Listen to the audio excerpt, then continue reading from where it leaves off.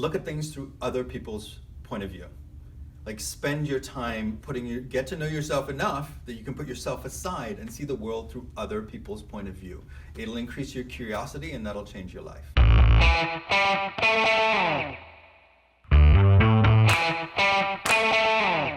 Hey, Dr. Bill here. We're going to have another exciting Meet the Mentor in just a moment.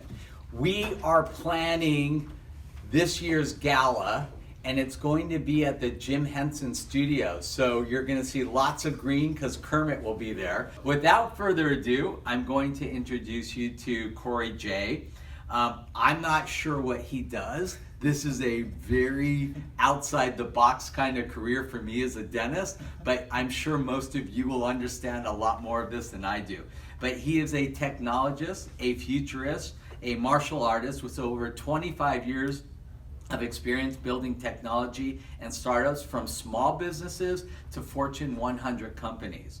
He's led on over 100 tech projects in Europe and America, from gesture-controlled set-top boxes. That's where you basically do gestures like this and it reads you. And he developed this technology over 10 years ago, and it's so advanced that it's still not being used that much, but they're getting there. To a system that stood up to the most notorious corporate hack of the last decade, and you're going to have to explain what that all means.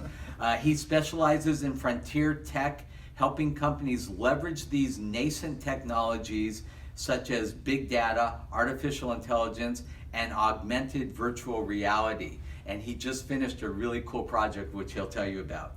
He's currently the founder and chief technology officer, that means he runs the whole thing, for Sesh, a neuroscience-based professional development platform in Los Angeles with a mission to make the world smarter. Cauri, thank you. And he is a Metal man.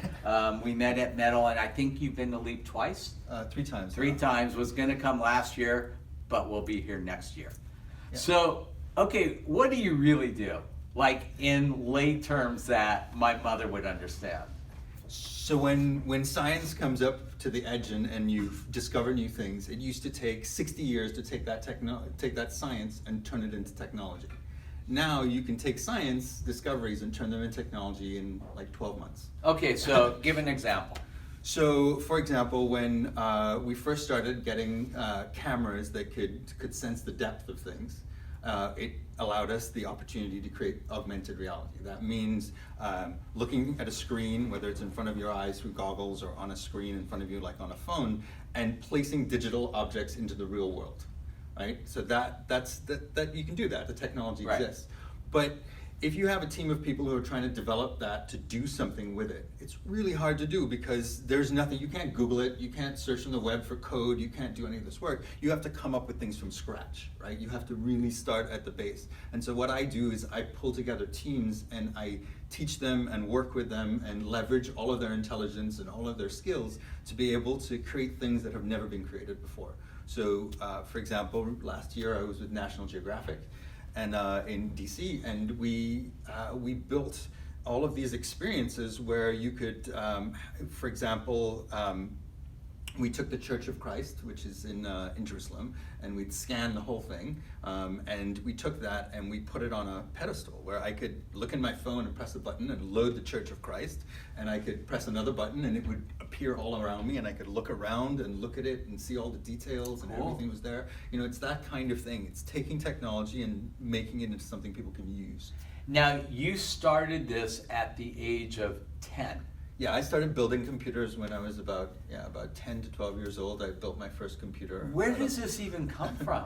Well, I don't know. My dad was always an early adopter, and so he started buying computers, and he had all these parts around, and I started messing with them and figuring out how they work and putting them together and building new devices, and it just kept going from there.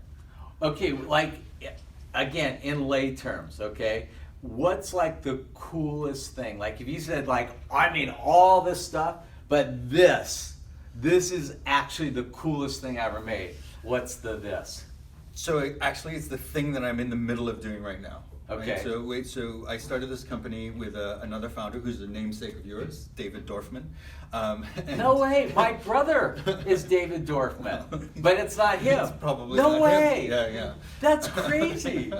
And we founded this company called Sesh, which is, on the face of it, it's a professional accelerator. So it teaches you the skills. You know, when you're going for interviews and everybody always says, oh, I want him to be, I want somebody who's communicative, I want somebody who can think outside the box and be creative and innovative and can manage upwards and pitch ideas and like all of these skills. And who also brings their dog to work. Their dogs to work. Right? Yeah. And so there are all of these things that they want, but nobody actually teaches these things. Right? You Yeah, learn all we do. At Leap, we do. Exactly, and that is why I love Leap. All right, and thanks. that's partly why I mentor this. That those skills aren't taught in the professional space, which is why Leap understands this. And so what we do is we teach those skills. But while we're doing it, we're actually amassing a lot of information. We have a 360-degree camera in the room when you're learning, and it's recording everybody's faces, and we run it through algorithms, and we gather data from all kinds of places. So we're learning how people learn. Right? So we're learning how to recognize those moments of comprehension, those moments of understanding, those moments where something goes from being understood to being knowledge, like true knowledge. And so we're building an artificial intelligence that But when you understands say human you learning. teach it, like, who is actually teaching it? So at the moment, so I train other people to do what I do, but I lead most of the sessions at the moment. We're an early stage company. So it consists of like a 53-minute session around any one skill. So it's very short in person, and then it's followed up by a lot of digital prompts and games and things that are sent to you that force you to So kind of give change me an your habits. example of some of the skills that you hone in on. So, for example, just being able to pitch an idea in a way that people will buy into it. People will understand it and buy into it. It's a very simple thing, but it's a hard thing for people to do. Another one is empathy. So how to use empathy in a really practical way to understand the people around you and to get the best for yourself And for who's others. your audience? I would love to come hear you do this. Who's your audience for this? Our audience tends to be professionals, anybody who manages people, projects, and products. I want to come. All right, so this is my favorite.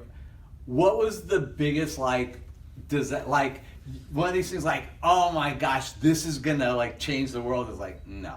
This is like, what was your biggest, I would say, failure? And then what did you do to rectify that? So, I've never talked about this. It's interesting. So I had a Rhubarb Studios, which was a technology accelerator in the US Bank Tower downtown in LA. So it was like 13,000 square feet of open space and whiteboard walls, like $25,000 of whiteboard paint. And every table was writable, everything was writable. It was a place of innovation, and we had loads of startups coming in and creating their startups and working on their technology with a hardware lab and all these things. And the hypothesis was that by creating a space like this where we provided the tools and we brought the startups in with these entrepreneurs and we could just bring in teams that could help support them, that we would be able to take the 95% failure of startups rate down by introducing them to all the things they needed. And I really put everything into this. So we were building drones and working on all these different projects and robots and this crazy stuff. And the biggest failure was that it didn't work. And the reason it didn't work is because I didn't account for the human factor. I didn't account that it doesn't matter how many things you put into place, it doesn't matter how many resources you have, it doesn't matter, none of that matters if you don't have the right mindset, right? And getting these entrepreneurs to the tools was not what they needed. What they actually needed was a change of mindset. To be able to approach problems with critical thought and to be able to work through things in ways that they hadn't thought of before and collaborate in ways they've never had before. And so for me, that was my biggest failure. Rhubarb Studios didn't grow into the thing I wanted it to be. But actually, funnily enough, this new project, Sesh, is more of that. I'm actually giving people the mental abilities and tools and this passion for lifelong learning that they actually need to succeed. So tell me right now, like, what's the most exciting thing in your future with your company and what you guys are doing? It's understanding that. So a few years ago, we've had brain science going through the roof over the last 20 years, right? Neuroscience has become huge, and educational neuroscience is this whole branch which has been figuring out how we learn. and how the brain actually assimilates information. And it's completely the opposite of what schools are built to do, right? And so that has made it very difficult for schools to take this on board, because they go, well, this is how universities are designed in high schools and elementary schools. And so they're taking on little pieces of it and trying to make it work. And it doesn't really work to just tweak it. You really need to go wholesale at the bottom and change the way that everything is done. And we got the luxury, because we're a startup, of doing that from the ground up. So the greatest thing I could see for us is being able to influence how education happens. I'll give you an example of one of the things that's really interesting. So a bunch of studies show that psychological safety is one of the most important things to learning. Like if you are busy being relaxed, then your fear and flight responses and all those things are not using your brain power. Makes sense. And so you have more brain power to actually learn and assimilate information and get into things. And so the funny thing is, if you can make people laugh in the first few minutes of any kind of learning session, everybody just learns better for the entire time. This is a simple thing, and yet learning environments we have are cold and hard and uncomfortable, and they're made to not feel safe. And so what happens, you're 35% less likely to learn something in those environments. And I feel like, education is making this major swing toward more kind of cognitive challenges of solving problems, as opposed to just memorizing, like pharmacology. Yeah. All you did in pharmacology was memorize and memorize. Mm-hmm. Nobody does it anymore, because you just, okay, this drug does that, boom. Yeah. And I think that's exactly it. The whole job landscape is changing. Like, it used to be that you needed to learn some hard skills to be able to get that job, and if you wanted a new job, you had to learn a bunch of new hard skills. Nowadays, it's not about how well you can do things, it's about how quickly you can learn the next thing. And how well you work with other people. Exactly. It has to be collaborative, whether you're in person or you're digitally separated, you're still working together. And so education, thankfully, is beginning to reflect that change and realize that critical thinking and cognitive understanding and understanding how we learn and being able to collaborate and being able to think differently and empathize and so on, that these are actual skills that we need to teach our kids. That's awesome. All right, if you can leave my students with one great message from 10 years of traveling the world and everything you've done, what would you tell them? Look at things through other people's point of view. Like, spend your time get to know yourself enough that you can put yourself aside and see the world through other people's point of view. It'll increase your curiosity, and that'll change your life. That's awesome. That's awesome advice. And one last thing. How much of your success do you think was based on luck versus just like ambition and drive? Nothing on luck.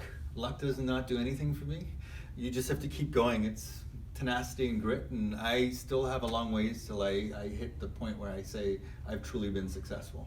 Cauri, that's awesome. Thank you so much.